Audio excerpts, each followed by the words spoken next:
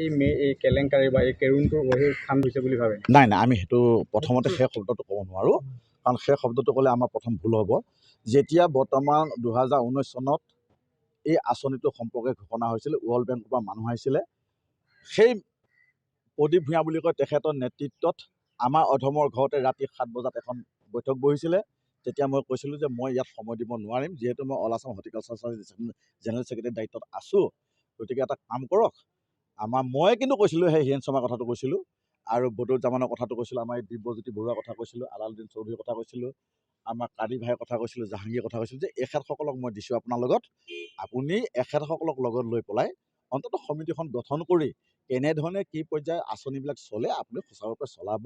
President আপুনি হয়, তেওঁলোকে হয়, কোনে হয়, তেতিয়া মোৰ লালচাও নাই, এতিয়াও লালচা নাই, মোৰ এই সভাপতি সম্পাদক হোৱা মোৰ লালচা এতিয়াও নাই, আগতো নাই।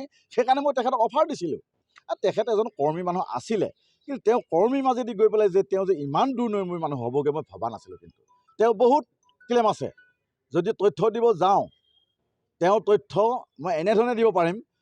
সদৌ অসম পথাৰ পৰিচালনা সমিতিৰ সচিব প্ৰধান হৈ থাকোঁতে তেওঁ কিন্তু পল্টন বজাৰ থানাত কেছত ফচিবলগীয়া হৈছিল, চুৰি কেছত, এগ্ৰিকালচাৰ ডিপাৰ্টমেণ্টত কেছত তেওঁ ফচিবলগীয়া হৈছিলে। মই তথ্য সহায় আপোনালোকক দিব পাৰিম। কিন্তু কথাটো লগৰ বন্ধু বেয়া লাগে, আমি তেওঁৰ নিচিনা অভদ্ৰ হ'ব বিচৰা নাই। তেওঁ যদি আমাক অভদ্ৰ কৰিব পাৰে, আমি কিন্তু কোনো বন্ধু বান্ধৱক, কোনো কৃষকক আমি অভদ্ৰামী আচৰণ ব্যৱহাৰ নকৰোঁ। আমি ন্যায়সংগত ফালৰ পৰা আমি সদায় ন্যায় মানি চলিব বিচাৰোঁ। এই নিয়ম অনুযায়ী আমি কাম কৰিব বিচাৰোঁ, অনিয়মত আমি কেতিয়াও যাব নিবিচাৰোঁ।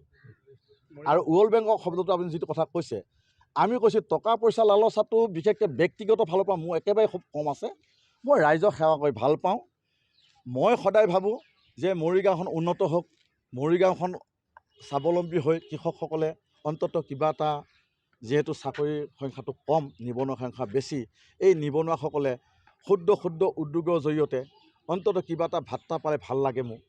মই সেই চিন্তা চৰ্চাৰ জৰিয়তেহে মই কিন্তু এই উদ্যোগটোত সোমাই পৰিছিলোঁ। গতিকে মই আপোনাসবক বৰ বেছিকৈ আৰু আজি নকওঁ, মোক ক'বলগীয়াখিনি কৈছোঁ। আচলতে মানুহৰ মৰিগাঁও থানালৈ আজি আহিলে আৰক্ষী, কি আলোচনা আছিল? হয়, মৰিগাঁও থানালৈ আমি আহিলোঁ যেতিয়া আজি সাধাৰণ সভাখন পতাৰ সংক্ৰান্তত তাৰিখ ঘোষণা কৰি অলৰেডি তেওঁলোকে কাৰ্যসূচী চপাই মিটিং আৰম্ভ কৰিব বিচাৰিছিলে। আমাক যেতিয়া তেওঁলোকে আমি প্ৰৱেশ কৰাৰ কাৰণত তেওঁলোকে কি অজুহাত দেখুৱাই নাজানো, থানাতে কিবা তেওঁলোকে দৰখাস্ত কৈছে নে কি কৈছে সেইটো নাজানো, কিন্তু পুলিচ প্ৰশাসনৰ মানুহ গৈ পেলাই আমাক এটা অজুহাত দেখাইছে যে DC মহোদয়ৰ পাৰ্মিশ্যন নাই, গতিকে মিটিংখন ইয়াত আজি পাতিব নোৱাৰিব।